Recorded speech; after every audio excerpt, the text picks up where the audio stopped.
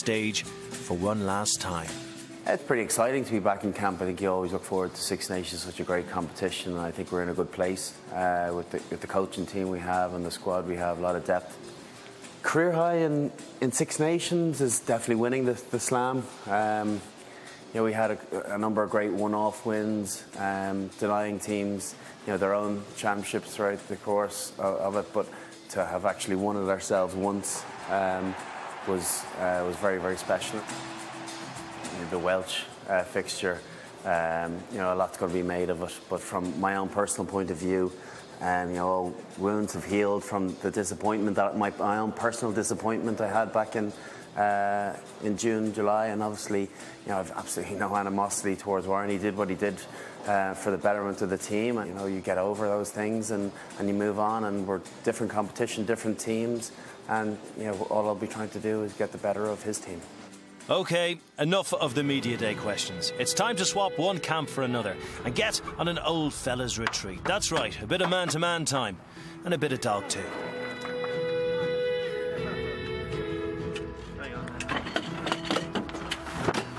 Oh, there's a river that winds on forever.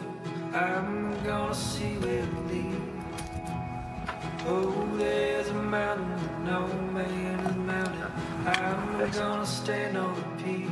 So, talk me through the body, the pain, the injuries. Where does it hurt most these days? I think it's just general stiffness. It takes me quite a while to get going, go out in the pitch, and I like to get out, try and get out before everyone else. Half-time these days is an absolute disaster, you know, particularly the 15-minute half-times are a nightmare.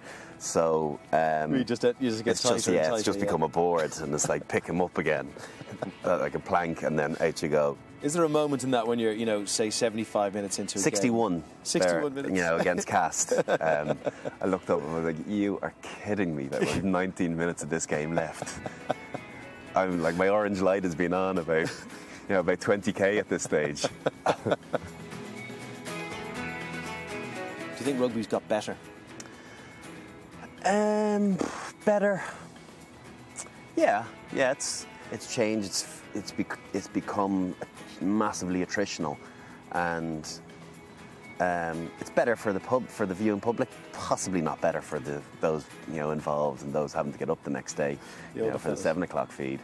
Yes. How are you coping with that? How are you coping with being That's good. It's great. It is a game changer. And how old is she now? She's nearly a year. She's just gone 11 months.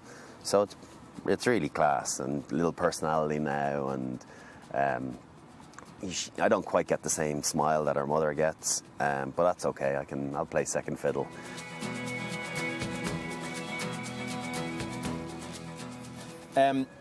You've had great highs, a few disappointments too. Was New Zealand, the loss to New Zealand, the biggest disappointment in an Ireland shirt for you? I felt greater pain. I think probably, you know, I did have a concussion that day, and I probably wasn't completely compassmentous and understanding the magnitude of it at that moment in time. As much as the New Zealand one hurt, they showed their class the way, you know, they were able to play out. I think that's a New Zealand's new side to them that we're not used to, and it's, you know, they've banished the demons of 07 and moved on to be the unbelievable class act that they are. How were they after that game? What was the chat like? Were they? They just said, "Listen, what can you say when that happens? You know, it's, you know, it must be sickening." And you know, they're not. You kind of don't want to discuss the game. You're not going to go through the ins and outs of it, of, you know, how they put together their 5, 6, 7 phases to score at the end. It was just a case of, listen, let's just have a beer. Dasha's still quite upset about it, to be honest with you. Next year, next year, of course. Dasha the dog. Dasha the dog. Is that Dasha or Dash? I don't know. Dasha, I think he said. He said Dasha or Dash? Dasha. Dasha. Okay. Anyway, it's a rugby program. Let's not talk about dogs. Sorry. names. Turn into Crufts all of a sudden. Brian O'Driscoll, we know what a phenomenal player he is. What makes him that player? What is about him? Bugle playing, by the way. Good to see Andy's almost... Sorry. Turn into... No, Bod is... do you know what I think does make him a phenomenal player? I mean, he's adapted his game throughout his career to every style of play.